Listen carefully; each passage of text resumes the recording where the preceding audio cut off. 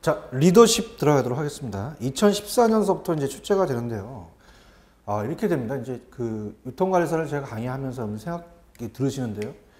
이 리더십 자체가 원래는 경영학에서 이제 따로 과목이 있어요. 그래서 이제 유통관리사가 난이도를 이렇게 쫙 보잖아요. 계속적으로 이제 난이도가 계속 높아지고 있다는 걸 알고 있습니다. 그래서 점점 우리가 범위가 넓어지면서 오리선다로서 넓어지기 때문에 이 리더십이라는 자체가 이제 출제 빈도가 높아서 2014년에 또 출제가 됐었고, 여기에 대한 내용들을 이제 우리가 한번 보도록 하겠습니다. 그래서 리더십에 대한 122페이지 리더십 들어가도록 하겠는데요.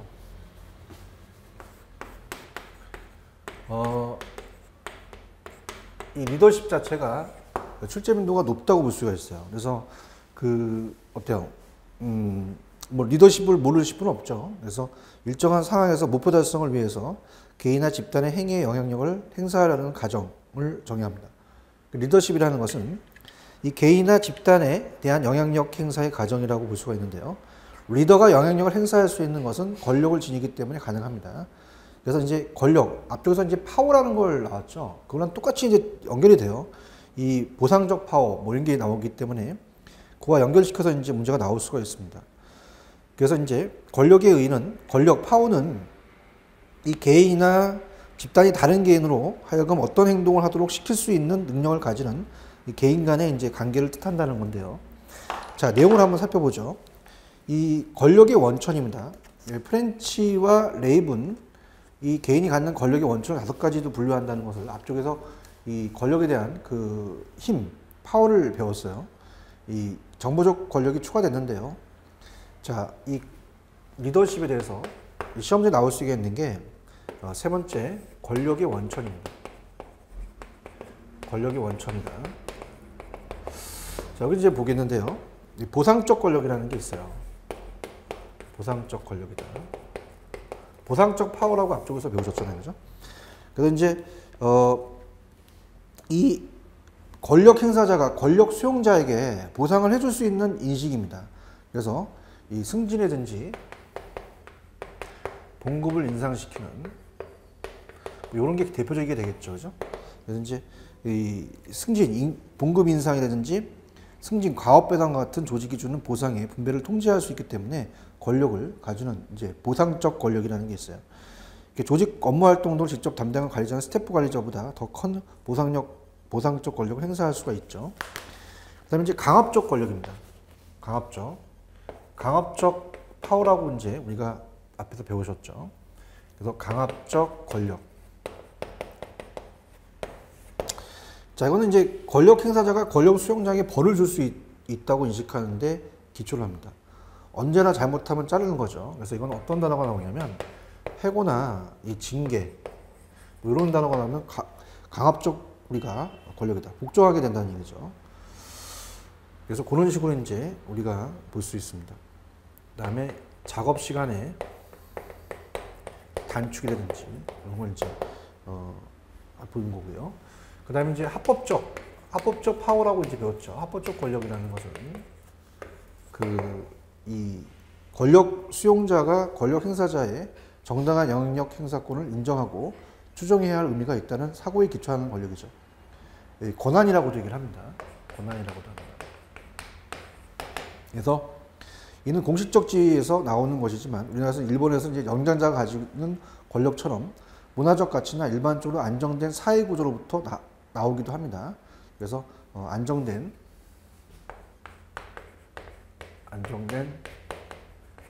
사회 구조로부터 나오기도 한다. 이렇게 보시면 되고요. 그 다음에 중거적 권력입니다. 중거적 권력. 중거적 권력은 이제 어떤 사람이 특별한 자질을 가지고 있어서 다른 사람들이 그를 닮으려고 할 때 생기는 권력이죠. 롤모델이라고 볼 수 있어요. 롤모델. 그래서 중거적이다. 그래서 이렇게 보시면 되고요. 그래서 뭐 여러 가지 이러한 자질은 이제 운병술이라든지 여러 가지 뭐 우리가 인간관계 능력이라든지 이런 것들. 그래서 이런 것들이 이제 중거적 권력이다. 이렇게 보시면 되고요. 그 다음에 전문적 권력은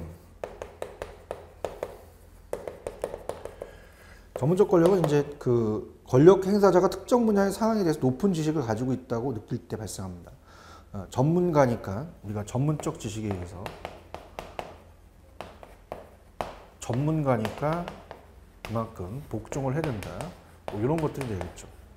그래서 관리자들은 하급자들로부터 많은 직무 경험과 지식을 갖춘다는 점에서 이 전문적 권력을 행사할 수가 있다는 건데요. 자, 일단은 뭐 밑에 나와 있는 세부적인 내용을 가기 전에 우리가 한번 문제를 한번 풀어보도록 할게요. 자, 문제가 앞에 나와 있는데요. 우리가 326페이지 가시면 좀 앞쪽에 좀 빼놨습니다. 그래서 02번을 보시면 자, 우리가 다음의 내용으로 올바른 것은 이렇게 돼 있죠. 그래서 기업은 기업 조직의 관리자가 권력을 지니는 것은 그가 많은 잠재적 보상 능력. 그 보상이라는 단어가 나왔잖아요. 보상이라는 단어가 나오고 그 다음에 이제 어떤 단어가 이제 우리 키포인트냐면 뭐 급여 인상 승진 이런 거 격려 이렇게 호의적인 업무나 조직 내 중요한 책임 활동의 경우 수입자가 이러한 무거운 책임감을 부담스러워한다든가 불안해한다는 그것은 또 보상해 줄 수 있다는 건데 무거운 책임감을 부담스러워한다든가 불안해한다면 그것은 보상이라고 볼 수는 없겠죠. 그래서 이 보상적 권력은 보상을 해줄 수 있는 자원과 능력을 갖고 있을 때 발생하는 권력이다. 이렇게 염두에 보시면 됩니다. 그래서 정답은 5번이 보상적 권력이다. 이렇게 보시면 되고요. 그 다음에 이제 오른쪽에 나와 있는 그 123페이지에 보는 그 기억, 니은, 디귿이 있죠. 읽어볼게요. 조직에서 확인할 수 있는 이들 5가지의 권력의 원천 또는 기초 가운데 보상적, 강압적, 합법적 권력은 조직 직위에서 나오는 것이기 때문에 직위 권력이다. 이렇게 봅니다. 그래서 이런 것들도 이제 묶어서 보셔야 돼요. 자, 그래서 보상적, 강압적, 그 다음에 합법적. 이게 이제 우리가 이 조직의 직위에서 나오는 거기 때문에 직위 권력이다. 이렇게 체크를 하시고요. 그 다음에 이 중거적과 그 다음에 전문적 권력은 개인으로 나오기 때문에 개인적인 권력이다. 이렇게 봅니다. 이런 것들 이제 나눠볼 수 있는 정도의 이제 실력이 또 되셔야 되니까 보시고요. 그다음에 5가지 권력의 원천은 독립적이 아니라 복합적으로 존재합니다. 덕이 어느 한 종류의 권력을 이용하는 것은 다른 권력이 크게 영향을 미치겠죠. 그 다음에 이 강압적 권력을 이용하게 되면 중고적 권력은 크게 또 줄어든다는. 즉 사람들은 이제 자기에게 벌을 주는 사람을 싫어합니다. 마찬가지로 인간은 지위가 높은 사람에게 매력을 느낄 때가 많고 따라서 합법적 권력은 중고적 권력을 증대시킬 수 있죠. 그런 식으로 이제 우리가 체크하시기 바랍니다. 그 다음에 이제 그 리더십에 대한 전개가 중요하겠죠. 그래서 크게 한번 이걸 이제 앞으로 이제 배우실 게 123페이지가 전체적인 틀을 한번 볼게요. 2번 리더십 이론의 전개입니다. 리더십 이론의 전개. 첫 번째 이제 특성 추구 이론이라는 걸 배우세요. 특수 우리가 추구 이론. 그래서 요걸 이제 우리가 살펴볼 겁니다. 그래서 리더는 태어나는 거니까 태어날 때부터 리더는 이제 생긴다는 거죠. 리더는 태어나는 것이다. 그 다음에 두 번째는 위대한 특징이 있다. 특징을 가지고 있다라는 거죠. 그 다음에 이제 행위 이론입니다. 자, 행위 이론으로서 그 리더한테는 이제 먼저 공통적인 리더만의 공통적인 특징이 있다. 만들어진다. 리더만의 공통적인 특징이 있을 것이다. 그럼 만들어진다. 그래서 리더는 만들어진다. 리더는 만들어진다는 이론이 되겠고요. 그러면서 상황이 리더를 만든다는 자체, 상황 이론으로 이제 적어들겠죠. 상황 이론. 그래서 우리가 이 상황 이론은 그걸 이제 풀어본다면 상황이 리더를 만든다. 이렇게 우리가 정리를 낼 수 있고요. 이제 마지막으로 이제 우리가 어떻습니까? 현대적인 이론입니다. 현대적인 이론이다. 라고 하는 것은 이제 최근에 와서 리더십이라는 게 굉장히 또 강조가 되죠. 그래서 귀인 모형. 기과한다. 다시 돌아간다. 원인을 기가. 이 원인으로 복귀하는 거죠. 원인으로 돌아간다. 이 귀인 모형이고요. 그 다음에 변형적 리더십이라고 이렇게 있다가 이제 우리가 배우실 겁니다. 리더십이 있고요. 거기에는 이제 의의가 있고 여러 가지 특징이 있죠. 특징이 있다는 자체를 또 세부적으로 이제 살펴볼 겁니다. 자, 이런 식으로 이제 흐른다는 자체를 전체적으로 이제 파악을 한 다음에 교재로 가서 정리를 한번 해볼게요. 내용 봅니다. 자, 첫 번째 이 특성 추구 이론이죠. 그래서 리더는 우리가 그 어떤 공통적 특징이 있다. 태어나는 것이다. 위대한 특징.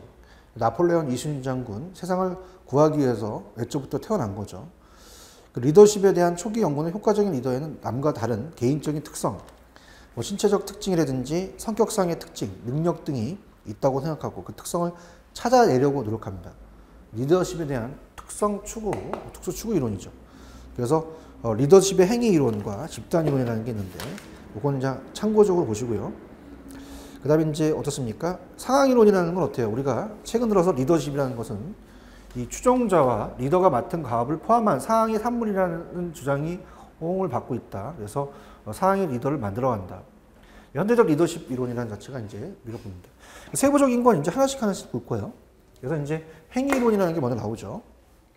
그래서 보시게 되면 행위 이론은 이제 리더십 행위 이론은 특정의 리더들이 나타내 보이는 리더의 행위, 그죠?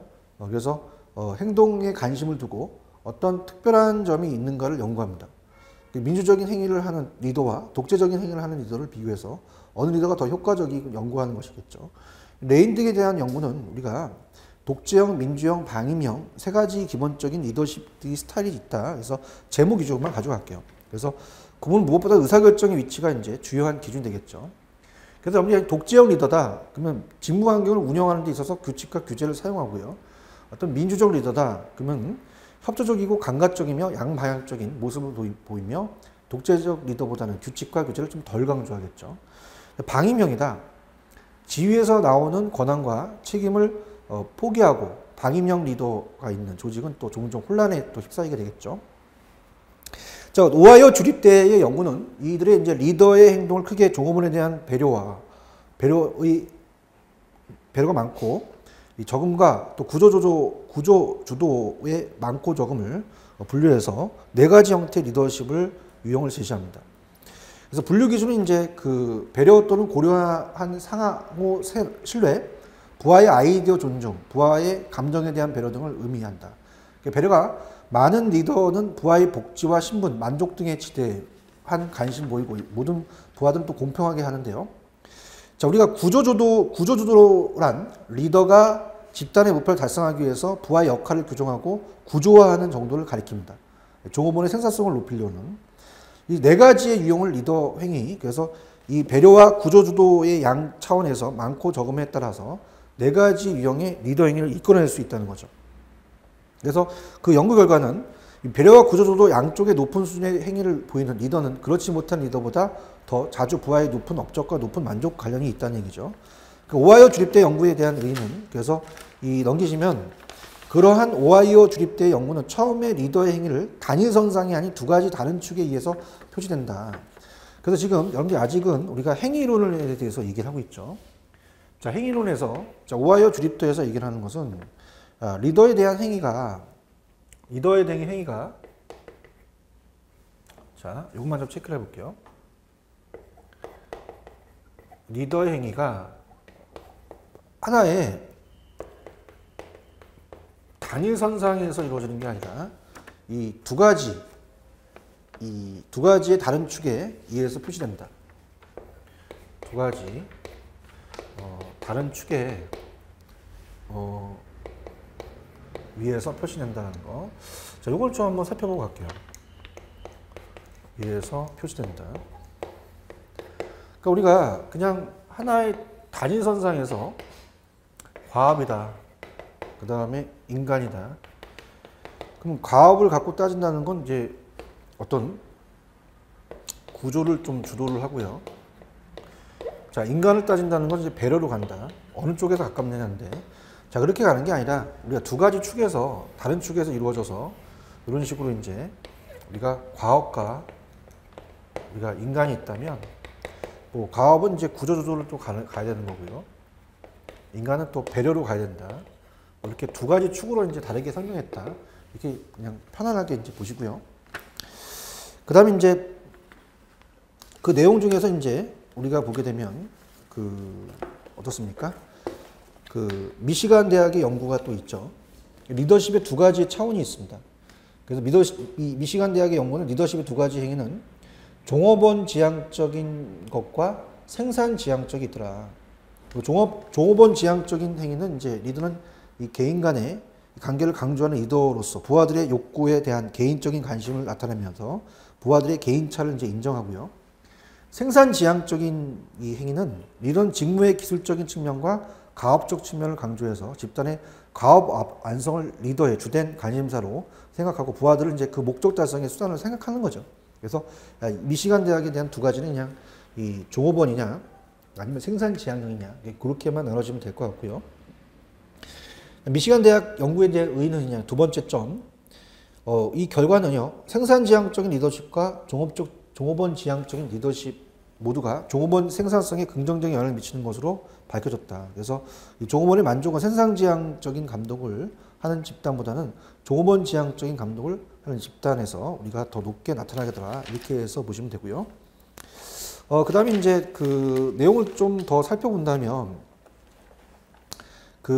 밑에 나와 있는 이 매니지리얼 그리드 관리 격자 이론이라는 자체가 자, 여기 이제 제가 이제 다른 쪽 강의를 하더라도 이걸 이제 조금 제가 문제 자체를 많이 내요. 그래서 이제 이것도 어떻습니까?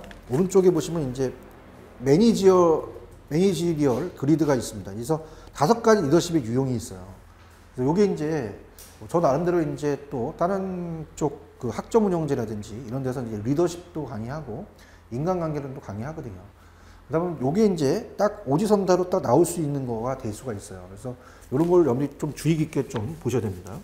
그래서 그림이 있어요. 그래서 이제 동그라미 5번 페이지 126페이지에 자, 그림은 있기 때문에 전반적인 중요한 것만 말씀을 드리겠는데 자, 5번 우리가 매니지리얼 그리드입니다. 이 격자 간 관리 격자 이론이죠. 그래서 이 매니지리얼 그리드는 미국 텍사스 대학의 블레이크와 머턴에 의해 개발된 것으로 리더의 행위를 생산에 대한 관심과 사람의 관심 두 차원의 격차를 구성한 거죠. 그래서 다음 그림과 같이 우리가 이 생산에 대한 관심과 사람에 대한 관심을 9개의 눈금으로 나누어서 9개, 99, 81로 나눴어요. 그래서 이 5개가지 리더십 유형을 제시하고 있는데요. 자, 5가지만 잡으시면 돼요. 그래서 자, 위에가 이제 고, 하이고 밑에가 저죠. 그래서 인간에 대한 관심. 인간에 대한 관심이 있고요. 그 다음에 여기가 이제 저. 그 다음에 여기가 이제 하이, 고. 그래서 생산에 대한 관심. 생산에 대한 관심이 있습니다. 자, 그럼 핵심적인 건 볼게요. 우리가 지금 여기가 1-1이 되고 여기가 1-9. 이것도 이제 중요합니다. 근데 중간이 이제 5-5가 있고요. 그 다음에 맨 끝에 보시면 이제 9-9, 그 다음에 9-1이 있다. 이렇게 해서 5가지가 핵심 포인트예요. 자, 무관심 리더입니다. 자, 우리가 어떻습니까? 이 1하고 11 보시면 무관심형이다. 그래서 여기는 이제 주어진 리더의 역할을 수행하는데 최소한의 노력을 기울이는 무관심형이에요. 가업 달성 및 인간관계 유지에 모두 관심을 보이지 않는 거죠. 그 다음에 9하고 1을 본다면 어떻습니까? 여기는 과업형이죠. 과업형. 그래서 이 인간관계 유지에는 낮은 관심을 보이지만 생산에 대해서는 높은 관심을 보이는 형이다. 그 다음에 1하고 9로 가시게 되면요. 그 완전히 생산에 대한 관심도 저지만 인간에 대한 관심만 높다는 거죠. 컨트리 클럽입니다. 컨트리 클럽. 그래서 우리가 그 생산에 대한 관심은 낮으나 인간관계에 대해서 높다는 거죠. 그래서 일단 놀자판이죠. 인간관계만 따진다는 거죠. 유지하는 노력만 한다는 겁니다. 가업도 잘 되어간다. 그래서 그러니까 인간관계만 만족만 있으면 가업이 잘 돼간다는 얘기고요. 중간형은 이제 5입니다. 중간형. 항상 중간에 있는 위치죠. 그래서 생산과 인간관계 유지 모두가 적당한 정도의 관심을 보이는 중간형으로 조직의 성과는 사기와 가업 수행의 필요성 간의 상호 균형에 있다라는 거고요. 그 다음에 9하고 9는 우리가 팀형입니다. 팀형. 가장 이상적인 리더예요. 가장 이상적인 리더다. 팀형입니다. 팀형. 자, 그래서 얘는 생산과 인간관계에 우리가 그 유지 모두의 높은 관심을 보이는 이상형 또는 팀형으로서 공통된 이해관계를 통해서 신뢰와 존경의 인간관계를 낳게 하고 더불어 과업 달성을 강조하죠. 그래서 이제 가장 이상적인 형태는 99형이고요. 도달하기 어려우므로 이 77형이나 78형은 가장 실질적인 것으로 간주된다. 이렇게 되는데 그건 참고 좀 하나 보시고요. 넘겨봅니다. 자, 그래서 이제 우리가 순서로 본다면 그 행위 이론은 그렇게 봤고요. 상황 이론이라는 게 있어요. 상황 이론으로 가죠. 자, 이 상황 이론으로 가서 리더십은 상황이 만든다라는 얘기죠. 그래서 이 피들러라는 학자가 이제 굉장히 중요합니다. 피들러라는 학자. 그래서 이 상황 유용성 이론을 이제 강조합니다. 그래서 리더가 처해 있는 상황의 효율성을 높일 수 있을 때 이 리더십을 촉진된다는 맥락에서 등장하게 된 거죠. 그래서 피들러는 이 상황 유용성 이론이다. 그래서 이 특성 추구 이론과 상황 이론의 두 가지 이론을 결합한 거예요. 그래서 이제 이 리더에 대한 분류는 밑에 보시면 이제 피들러에 대한 리더의 유형을 결정하기 위해서는 우리가 LPC 척도를 개발합니다. 그래서 그 점수는 리더의 가장 함께 일하기 싫은 동료 작업자에게 대해 평가함으로써 얻는다. 그래서 어때요? 이 LPC 점수가 높은 리더는 관계지향적. 요게 점수가 높으면 관계지향적이다. 요게 이제 이따가 문제로 볼 텐데요. 관계지향적으로 이제 어떻습니까? 리더죠.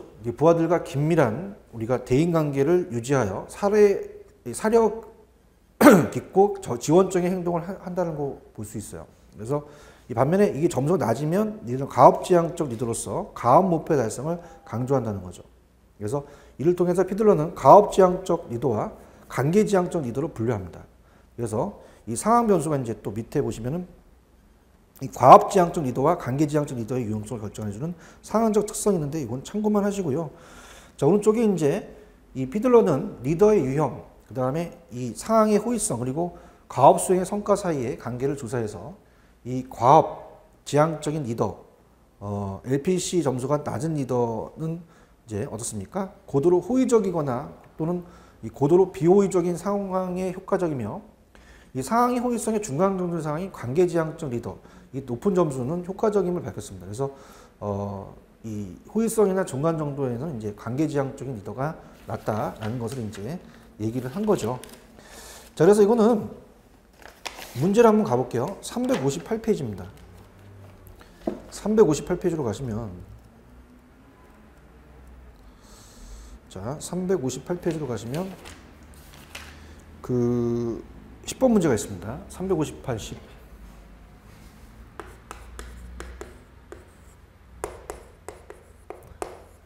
자, 10번 문제를 보시면 자, 다음 중 가업지향적 리더나 관계지향적 리더의 이웃을 결정해주는 상황적인 특성으로 리더 부합 관계, 가업구조, 직위 권력을 제시한 학자는 피들러죠. 피들러. 그래서 피들러는 리더의 유형, 상황의 호의성, 그리고 이제 우리가 가업 수행의 성과 사이의 관계를 조사해서 이 가업지향적인 리더, LP 점수가 낮은 리더는 고도로 호의적이거나 또는 고도로 비호적인 상황에서 효과적이며 이 상황의 호의성이 중간 정도인 상황에서 관계지향적 리더 점수가 높을 때 효과적인 걸 얘기했죠. 그래서 그렇게 해서 피들러다. 그렇게 하면 시험지에 나올 수가 있고요. 그 다음에 이제 다른 것들은 이제 그냥 엄밀히 그 내용만 이제 그 필기를 하면서 가도록 할게요. 다른 것들은 이렇게 별로 이렇게 중요한 그 위치를 차지하고 있지는 않습니다. 그래서 지금 했던 그 상황 이론까지 우리가 본 거고요. 일단 뭐 그 전반적인 이제 내용에 필기를 하면서 129페이지 가시면 자, 이 경로 목표 이론이라는 게 있어요. 자, 이는 하우스가 얘기를 합니다. 그래서 기대 이론을 리더십에 접목시키는 이론으로서 리더의 행동이 어떤 부하의 직무 만족과 동기화 정도에 어떤 영향을 미치는가 설명해 줍니다.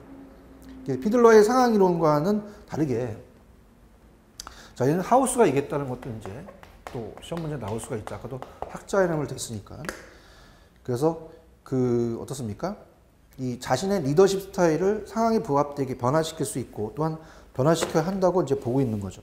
그래서 이 리더의 역할이라는 자체가 이제 이 경로 목표 이론에서는 이 리더의 역할을 부하들에게 기대를 높여준 것으로 보고 있습니다. 즉 효과적인 리더는 다음과 같다. 그래서 부하들에게 리더가 통제권을 쥐고 있는 결과에 대한 우리가 바람을 높여주는 리더, 또 성과가 좋으면 그에 따른 보상은 확실히 주어지겠다는 확신시키는 리더, 부하를 성공적인 성과의 길로 이끄는 리더, 이런 것들이 되겠죠. 그 다음에 리더십에 대한 유형에서 우리가 시험 문제 한번 나왔었는데요. 리더십의 유형을 좀 볼게요. 자, 그래서 세 가지가 있습니다. 우리가 이 네 가지죠. 네 가지가 이제 지시적, 후원적, 그 다음에 참여적, 성향지향적 네 가지 유형의 리더십이 있다. 자, 이렇게 봅니다. 그래서 첫 번째는 지시적 리더십이죠. 그래서 이거는 어디가 핵심이냐면 이제 지시적 리더십은 하라면 하는 거예요. 리더는 권위주의적이다. 그래서 리더는 권위주의적이다. 그래서 부하들이 자신에게 무엇이 기대되는지 정확하게 알고 있다. 그래서 리더는 부하에게 이거 해라 저거 해라 이렇게 구체적인 지시를 한다는 거죠. 부하들은 의사결정 과정에 참여하지 않습니다. 그 다음에 두 번째는 이제 지원적 리더십이 되겠죠. 얘는 이제 우리가 2014년에 이제 출제가 됐어요. 14년에. 그래서 얘는 이 리더십은 어떻습니까? 지원적 리더십이다 보니까 리더는 우호적이고 가까이 하기 쉽고 그리고 부하들한테 진정으로 관심을 보이는 게 지원적이고요. 그 다음에 참여적 리더십.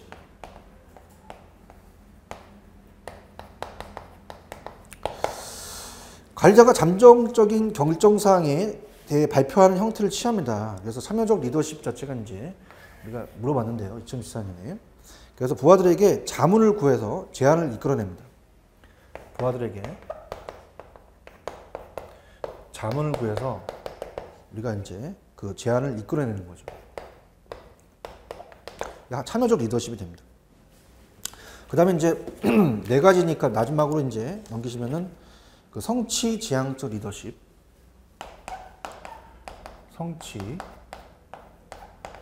성취지향적 리더십이 있다. 뭐 이런 식으로 이제 네 가지 형태가 있다. 그러니까 얘는 이제 부하들에게 도전적인 목표를 설정을 해주며 그들이 그러한 목표를 달성할 수 있는 자신감을 갖고 있는 것게 해주는 거죠. 그래서 이제 이러한 이 적합한 리더십의 유형의 선택은 이제 이런 경로 목표 이론에서는 이 적합한 리더십 유형을 선택하는 데 있어 부하와 상황적 특성이 이제 중요하다고 이제 제안을 합니다. 그래서 이제 밑에 두 번째 점에 세 번째 줄에 보시면 부하가 권위주의적일수록 지시적인 리더십을 받아들일 가능성이 높고요.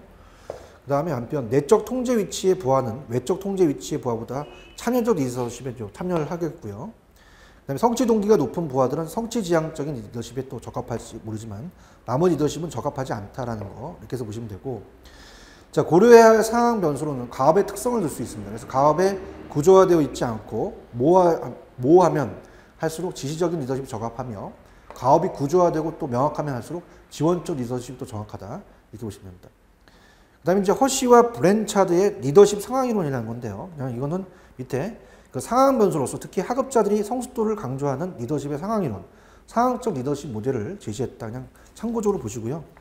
자, 밑에도 마찬가지예요. 우리가 이론의 결론은 그냥 그 내용만 보겠습니다. 그래서 이제 성숙도가 최저인 하급자들에게 대해서는 인간관계에 대한 고려를 최소화하고 직접적인 지도를 하는 것이 효과적이다. 지시형 리더십이 있고, 하급자가 어느 정도 성숙할 때 그들에 대한 배려를 강하게 하는 지도, 즉 하급자의 주체성, 자주성을 존중하고 가능한 한 많은 부분을 하급자에게 위양하는 것이 또 효과적이다. 지도형 리더십. 그 다음에 하급자의 성숙도가 높은 위치에 달하면 리더는 과업행위도 관계행위도 줄여 나가는 것이 참여적 리더십이고요. 하급자의 성숙도가 최고에 달하면 관계행위 일부를 제외하고는 하급자에게 영향력을 행사하지 않을 때 유익수 높아지는 유의명 리더십이 있다. 이렇게 보시고요. 리더 참여 모형은 그냥 참고하시기 바랍니다. 자, 넘기시면은 그나마 이제 현대적 리더십의 이론으로서 우리가 이제 아까 전체적인 틀을 봤죠. 그래서 이제 전체적인 틀을 보시게 되면 다시 이 특수 추구 이론, 행위 이론, 상황 이론까지 봤죠. 그 다음에 이제 우리가 맨 마지막에 132페이지 보시면 그 현대적 이 이론으로 리더십 이론으로 가겠습니다. 귀인 모형이 있다 그랬죠. 원인으로 돌아간다. 그래서 이 귀인 모형은 부하에게 대한 리더의 판단과 행동은 부하의 성과를 어떻게 해석하느냐에 달려있다. 연자에서 귀인 이론을 리더의 행동에 적응을 한 거죠. 그래서 리더와 부하의 귀인적인 행동 경향, 그죠? 그래서 이제 부하는 자신의 저조한 성과를 외적 요인에 기인시키면 반면 리더는 부하 자신의 내적인 요인에 기인시킨다. 잘 되면 자기 탓이고 안 되면 남의 탓이죠. 그래서 이제 일이 안 되면 상급자가 하급자를 탓을 할 수 있고 리더를 잘못 만나서 그렇다 상급자를 탓할 수도 있다는 얘기입니다. 그 다음에 이제 어떻습니까? 그러한 기인 모형에 대한 얘기가 있고요. 그 다음에 이제 변혁적 리더십을 가기 전에 이 카리스마라는 자체가 중요합니다. 그래서 이 카리스마적 리더십 자체가 또 우리가 중요하다고 볼 수가 있는데요. 조직이 매우 어려운 시기에 어떤 리더들은 구성원들의 이 신념, 지각, 그 다음에 가치관, 행동 등의 심각한 변화를 만들어내는데 성공적입니다. 그래서 이 리더들은 카리스마적 리더십이라고 부릅니다. 특징은 이제 자신감이라는 게 있다는 거죠. 자신감. 그 다음에 비전, 앞으로 비전. 자, 그 다음에 이제 비범한 행동을. 그 다음에 변화 담당자로서의 역할의 인식. 변화. 담당자로서 역할의 인식. 그 다음에 환경적 감수성. 자, 이런 것들이 되겠죠. 자, 그래서 이제 카리스마라는 자체는 이제 그들의 능력과 판단에 고도의 확신감을 갖고 있는 자신감이 있어야 되고요. 그 다음에 이 기존 조건을 어떻게 개선할 것인지 제안할 수 있는 비전을 가져야 되고, 어떤 간섭에 얽매이지 않고 어떤 그들이 기이한 방법이 성공하는 경우에 경탄을 자아내는 비범한 행동이 있어야 되며, 변화 담당자로서의 역할을 인식하고 환경적 감수성이 있어야 하는 거죠. 변혁적 리더십이라는 자체가 있다고 했습니다. 그래서 이제 얘는 조직을 재활성화시키고 변형시키는 일을 성공적으로 해내는 리더의 특성을 말합니다. 그래서 말 그대로 변혁적 리더는 지금까지 논의되어 온 리더십에 관한 이론을 교환적 리더십 또는 거래적 리더십이라고 하면서 기존 리더십 이론과는 전혀 다른 이론의 점을 이제 강조한다는 거죠. 그래서 우리가 이 교환적 리더십에서 발전이 됩니다. 이 교환적 리더십에서 발전된 게 변혁적 리더십이에요. 자, 그래서 어떻습니까? 우리가 그 교환적 리더십이라고 하는 것은 우리가 리더가 부하들의 역할과 과업 요건을 명확하게 함으로써 기존에 잘 정립되어 있는 목표 달성을 위해서 부하들이 노력하도록 동기화시키고 리더십화. 기존에 이제 출연한 대부분의 리더십이 교환적이라면, 변혁적 리더십은요, 리더가 부하들로 하여금 자기 자신의 이익을 초월해서 더 나아가 이 조직의 이익에 대한 관심을 가지고 공헌하도록 고무시키고 주고, 그 다음에 부하 자신의 성장과 발전을 위해서 노력하도록 중대한 역할을 미치는 리더십은 어떤 거냐? 변혁적 리더십이다. 이렇게 가고요. 자, 아까도 말씀드렸지만 이 변혁적인 리더의 특징이라는 게 있어요. 자, 좀 전에 카리스마라는 자체의 리더십이 있었죠. 그래서 카리스마가 중요합니다. 그래서 이 변혁적 리더는 조직에 대해서 강한 비전과 사명감을 제공한다. 그래서 아까 이 강한 비전과 자신감, 이런 게 이제 카리스마다. 뭐 이런 것들이 이제 시험 문제에 나올 수가 있어요. 변혁적 리더십이 우리가 정통적인 예전에 이제 우리가 그 교환적 리더십에서 변혁적 리더십으로 가는데, 그건 뭘 얘기하느냐 이렇게 되고요. 그 다음에 이제 지적 자극이죠. 그래서 변형적 리더는 구성원들의 문제를 인식하고 그 해결책을 만들어내는 것을 돕는 겁니다. 그 다음에 개인별 자상한 배려. 개인별 자상한 배려다. 그래서 이제 어떻습니까? 변형적 리더는 이제 구성원들의 일을 잘 수행하는 데 필요한 지원, 격려, 그리고 관심을 또 우리가 주는 거죠. 그 다음에 이제 리을을 본다면 영감적 동기부여.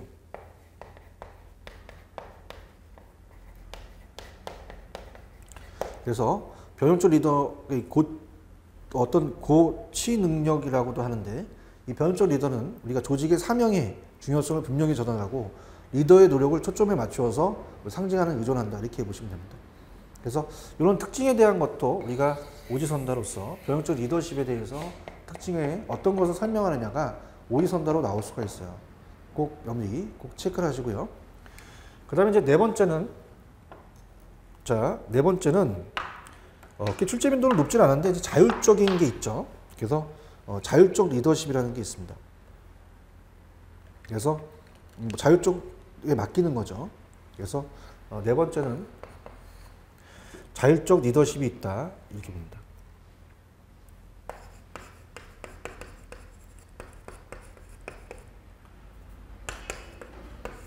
그래서 팀의 리더를 포함해서 팀 구성원 모두가 자율적으로 스스로 관리하고 이끌어낼 수 있는 리더십입니다. 그래서 자율적 리더십의 이론이 등장하였고요. 또는 자기 리더십이라는 문자로 그대로 자기 스스로 자신을 리드하는 리더십이라고 볼 수가 있어요. 그 자율적 리더십은 이제 부하들의 입장에서 자기 규제와 자기 통제에 의해 스스로 자신을 이끌어 나가는 것을 말하죠. 그래서 리더의 입장에서는 부하들이 그러한 능력을 갖도록 촉진하고 지원하는 과정을 말합니다. 그래서 즉 나를 따르라 라는 같은 식의 리더십이 아니라 자율적으로 하라는 식의 리더십이 될 수가 있다라는 거.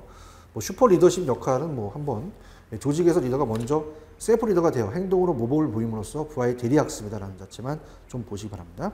그래서 이러한 자율적 리더십도 우리가 시험 문제에 나올 수가 있어요. 그래서 이 기업의 자율 경영이 가능하도록 부하를 개발하는데 우리가 어떻습니까? 초점을 두고 있으며 리더는 부하들의 잠재 능력을 최대한 발휘할 수 있도록 자극을 줘서 스스로 모범적으로 보면서 자율적으로 할 수 있는 그런 것이다. 그래서 궁극적으로 이제 관리가 필요 없는 수준까지 조직의 힘을 키우는 것입니다. 자율적 리더십은 지금까지 리더십 이론과 모티베이션 이론의 통합 이론을 구축하는데 유용한 개념적인 기초를 제공한다. 이렇게 본다는 거죠. 자, 그래서 이 인적 자원 관리라는 자체는 또 다른 파트예요. 그래서 참 세부적으로 우리 그 뉴턴관리사 시험 문제가 어려워졌습니다. 그래서 이 경영학에서 제가 강의하게 되면은 리더십 강의 또 따로 하고요. 인적 자원 관리가 또 따로 있어요.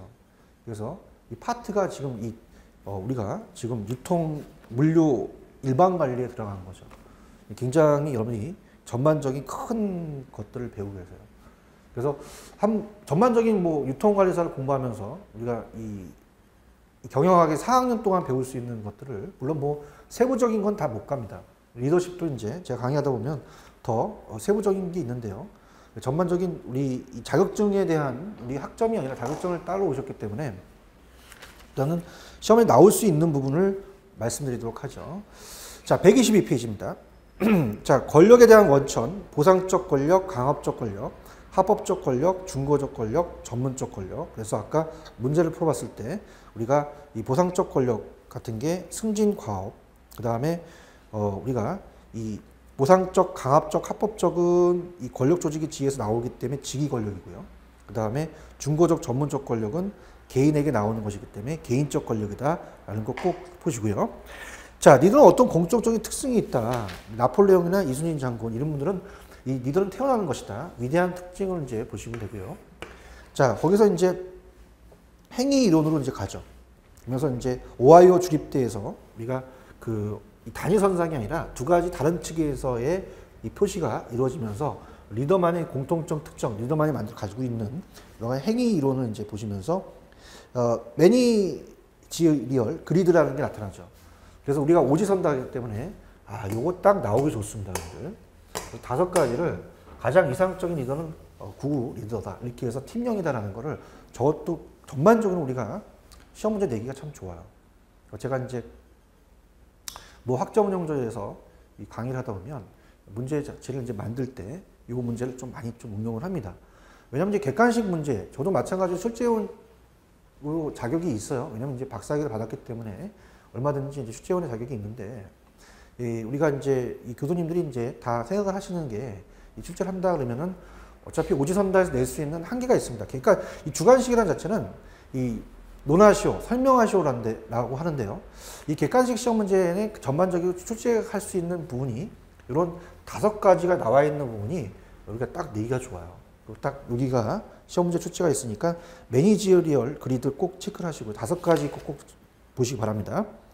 피들러라는 사람이 이제 그 피들러가 아까 이 LPG 척도 점수가 높을수록 관계지향적이라는 자체를 한 학자는 누구냐? 그래서 피들러다.